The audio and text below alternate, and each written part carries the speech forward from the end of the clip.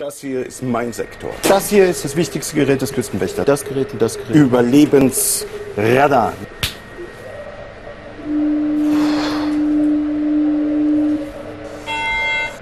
Mayday, Mayday.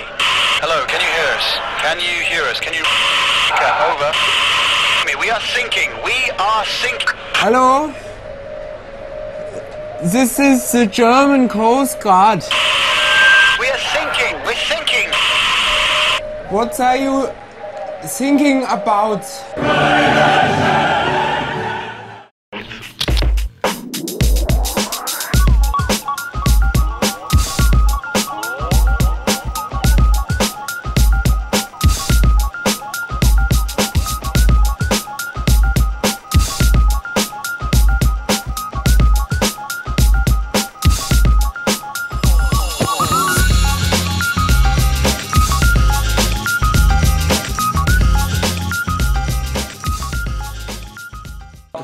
Welcome. I'm having an interview with somebody with Swedish background to get to know more about doing business in Sweden. So welcome, Rob Brucknen, and thank you for this. Let's start. How do you make an appointment with a company in Sweden to start a business? Well, the best way to do it is to be connected with somebody in Sweden through his network. So if you know somebody in Sweden, this would be a privilege. Okay. And how much time before the meeting starts do you have to make the appointment? Well, you have to make the appointment for like 2 weeks in advance. The best is to avoid the months late February, June, July and August, because the Swedish people have vacation, so it's hard to reach them. Okay, and where do I meet? Where do you meet? Well, the best place to meet is at a restaurant, which is okay with people doing business. On the internet there's a list of restaurants which are known for their business environment, so it's quite handy to use the internet, the lists, to find out a place to meet. Okay, so now I've made the appointment. How does the meeting start? Well, the meeting starts, punctuality is very essential. Being late will affect the way in doing business and you will be viewed as discourteous. It is normal to give presents. Don't give traditional Dutch presents, as they are known with the Dutch traditions already. It's better to give flowers, but be aware on giving lilies or chrysanthemums, because these types of flowers are usually given at funerals. Okay, that's the same as in Holland. What is the best way to greet someone at the meeting? Well, a firm handshake is of course a very good start.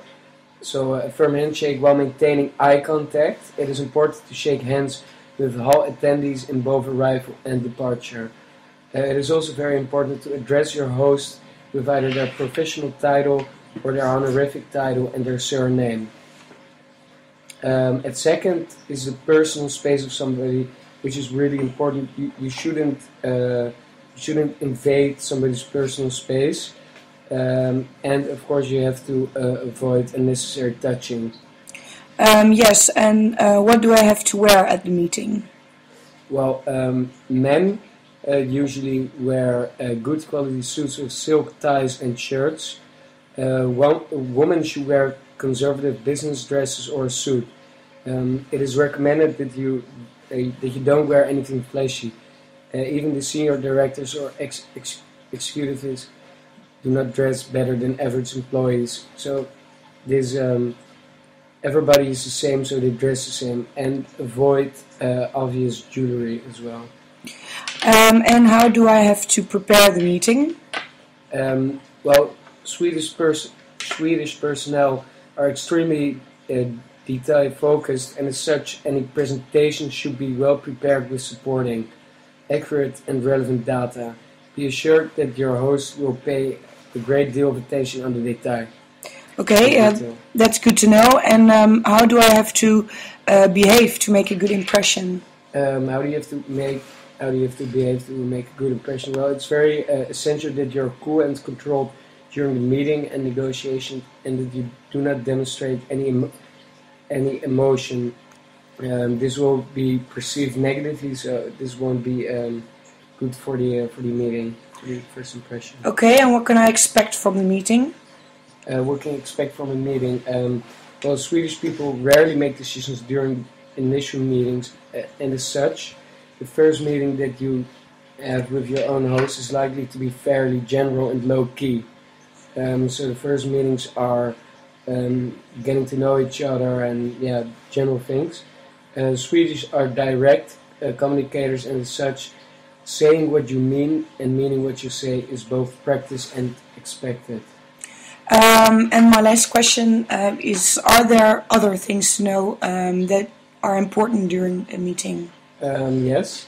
Awkward silences are rarely seen as awkward in Sweden, and as such, Swedish people do not rush to fill conversation silences. Don't talk too much when not necessary.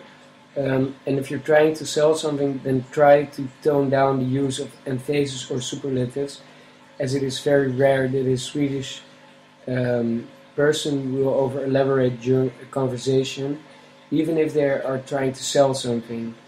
That's all about it. Okay, well, thank you, Rob, for this interview. It was very helpful and a lot of good information. This was our interview. Thank you for listening. Thank you.